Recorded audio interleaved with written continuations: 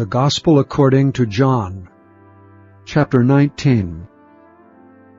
Then Pilate therefore took Jesus and scourged him. And the soldiers platted a crown of thorns, and put it on his head, and they put on him a purple robe, and said, Hail, King of the Jews! And they smote him with their hands. Pilate therefore went forth again, and saith unto them, Behold, I bring him forth to you, that ye may know that I find no fault in him.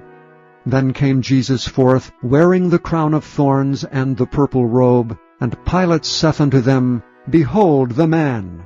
When the chief priests therefore and officers saw him, they cried out, saying, Crucify him! Crucify him! Pilate saith unto them, Take ye him and crucify him, for I find no fault in him. The Jews answered him, We have a law, and by our law he ought to die, because he made himself the Son of God. When Pilate therefore heard that saying, he was the more afraid, and went again into the judgment hall, and saith unto Jesus, Whence art thou? But Jesus gave him no answer.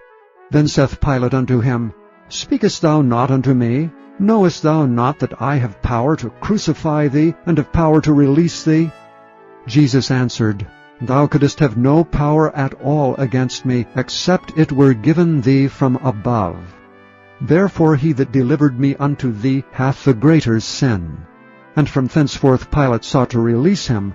But the Jews cried out, saying, If thou let this man go, thou art not Caesar's friend. Whosoever maketh himself a king speaketh against Caesar. When Pilate therefore heard that saying, he brought Jesus forth and sat down in the judgment seat in a place that is called the Pavement, but in Hebrew Gabbatha. And it was the preparation of the Passover, and about the 6th hour. And he saith unto the Jews, Behold your king! But they cried out, Away with him! Away with him! Crucify him! Pilate saith unto them, Shall I crucify your king? The chief priests answered, We have no king but Caesar. Then delivered he him therefore unto them to be crucified. And they took Jesus, and led him away. And he, bearing his cross, went forth into a place called the Place of a Skull, which is called in the Hebrew Golgotha, where they crucified him, and two other with him, on either side one, and Jesus in the midst. And Pilate wrote a title, and put it on the cross, and the writing was, Jesus of Nazareth, the King of the Jews.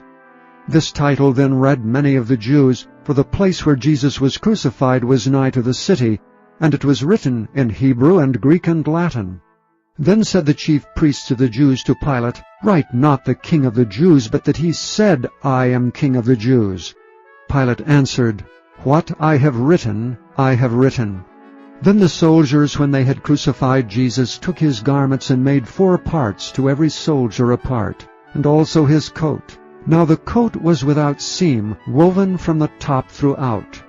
They said therefore among themselves, Let us not rend it, but cast lots for it, whose it shall be, that the scripture might be fulfilled which saith, They parted my raiment among them, and for my vesture they did cast lots. These things therefore the soldiers did. Now there stood by the cross of Jesus his mother, and his mother's sister, Mary the wife of Cleophas, and Mary Magdalene. When Jesus therefore saw his mother and the disciples standing by whom he loved, he saith unto his mother, Woman, behold thy son. Then saith he to the disciple, Behold thy mother.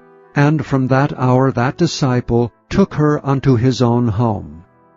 After this Jesus, knowing that all things were now accomplished, that the scripture might be fulfilled, saith, I thirst.